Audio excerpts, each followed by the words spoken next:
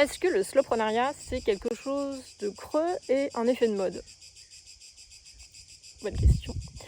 Alors, revenons un petit peu à l'historique du mouvement. Donc, avant 2017, on parlait pas tellement de slowpreneuriat. J'ai commencé à utiliser ce terme-là en France pour caractériser mon mode de vie, parce que je suis partie habiter à la campagne et en fait, je m'intéressais déjà à la slow life, à la slow cosmétique, à la slow food. En fait, la slow food, c'est quand même un mouvement qui date de 1980, donc qui est aussi vieux que moi. Donc, on ne peut pas dire que ce soit un effet de mode, c'est quand même déjà ancré depuis 40 ans. Pourquoi tout d'un coup tout le monde s'intéresse au slowpreneuriat? Je crois que la pandémie a beaucoup aidé. Avec la digitalisation forcée de l'économie, on a quand même passé beaucoup de temps face à l'écran. Et on arrive à un point de non-retour, c'est-à-dire ça fait des siècles en fait, depuis la révolution scientifique, puis la révolution industrielle, que l'humain est considéré comme une machine, que la nature est considérée comme une machine, et que le travail nous déshumanise. En fait, c'est comme si on était des écrous, des morceaux du système remplaçables. Et cette recherche de la productivité, c'est complètement contraire à la créativité. Pour moi, la productivité, c'est pour les machines, donc le slowpreneuriat, c'est pas du tout une recherche de productivité. Mais évidemment, l'idée, c'est de ne pas passer son temps sur des choses pas passionnantes.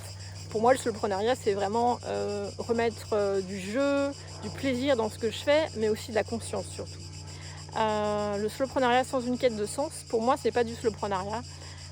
L'idée, c'est vraiment de participer à transformer la société, à passer ce grand tournant, comme j'appelle, de la régénération du vivant.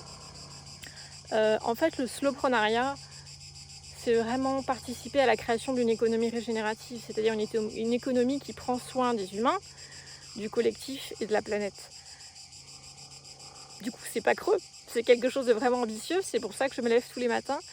Et dans le slowpreneuriat, on change à la fois ses pratiques d'un point de vue matériel, mais aussi sa qualité d'être, et on joue aussi avec le quantique, l'invisible.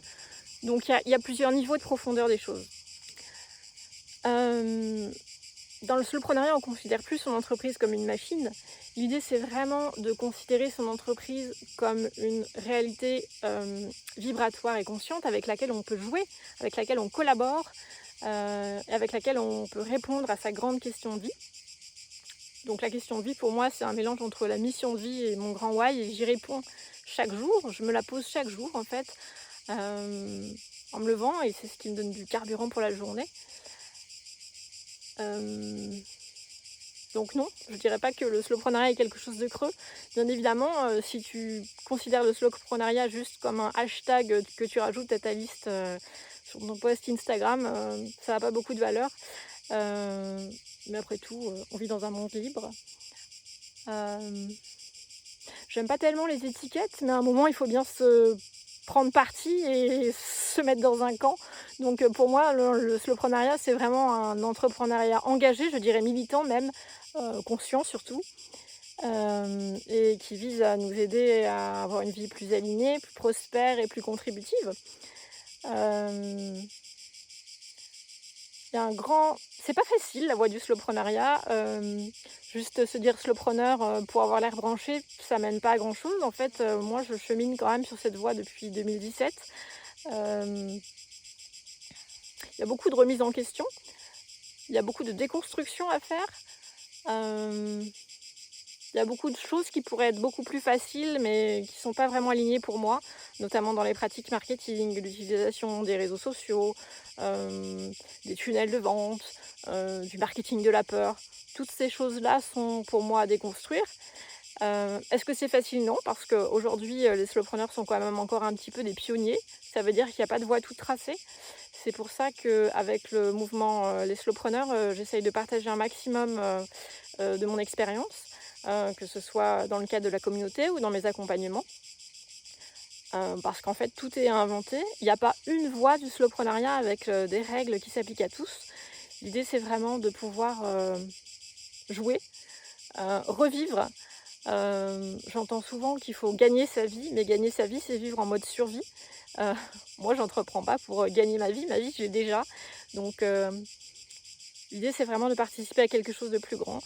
J'aime à considérer que les slowpreneurs sont les artisans du vivant et que, avec ce mouvement, je participe à transformer le rôle de l'humain. Aujourd'hui, l'humain a été, un extracteur et un destructeur pendant des siècles. Il est grand temps que l'humain devienne un artisan du vivant, un gardien du vivant.